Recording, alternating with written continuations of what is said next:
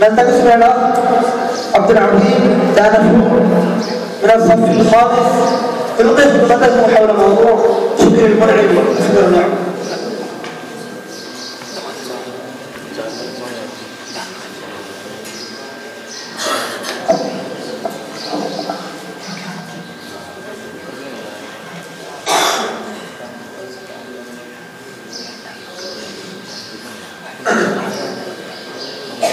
الحمد لله رب العالمين، والصلاة والسلام على رسوله الكريم الأمين محمد بن عبد الله خاتم الرسل والنبيين وعلى آله وصحبه أجمعين.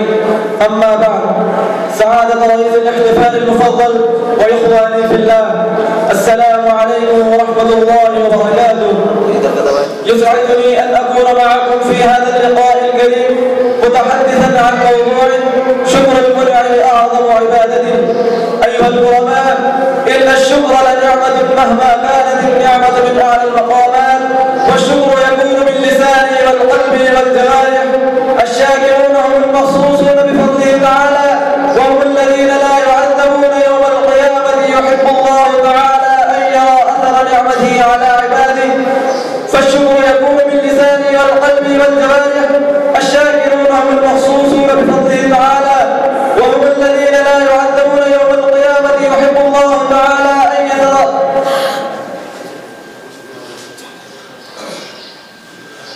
فالشكر يكون باللسان والقلب والجوارح.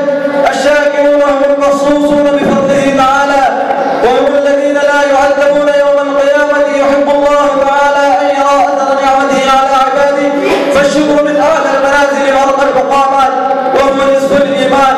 فالإيمان نصفان، نصف شكر ونصف صبر.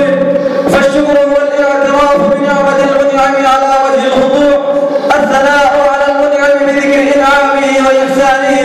وإن نعم الله علينا كثيرة لا تحصى ولا تعد، ومننه غزيرة وفضله كبير.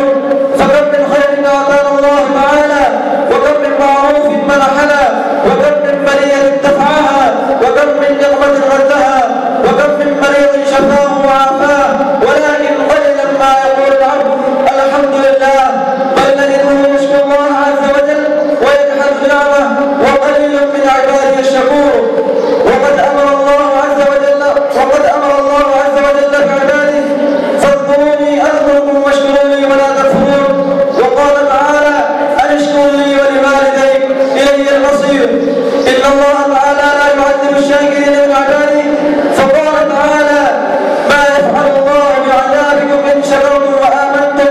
يقول الله تعالى عن صفات سيدنا ابراهيم عليه السلام شاكرا لانعمه، ويقول رسول الله صلى الله عليه وسلم ان الله يرضى على العبد ان ياكل الاكله فيحمده عليها، او يشرب الشربه فيحمده عليها.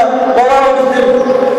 ان نعم الله على الانسان لا تعد ولا تحصى، ولكن اهم تلك النعم، بل رؤوس تلك النعم، هي نعمه الاسلام الايماني. هي نعمه عظيمه انعم الله عز وجل بها علينا، حيث جعلنا من اهل الاسلام والتوحيد. ونعمه فعل معصيتنا، لو اخذنا الله بمعصيتنا لهلكنا جميعا، ولكن امهلنا وستر عيوبنا ومعاصينا، واسبغ علينا نعمه التوبه اليه، وفتح لنا باب التوبه حتى تطلع الشمس من مغربها، وافاض علينا نعمه الصحه والعافيه وسلامه الجوارح، ومنحنا نعمه الطعام والشراب واللباس الجميل.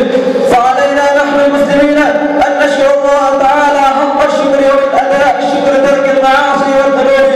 فمن ترك المعاصي وعمل صالحا فاحياه الله حياه طيبه، ومن اعرض عن شكر نعم الله تعالى فارسل الله عليه الطوفان الامراض والبلايا والمشاكل المتنوعه.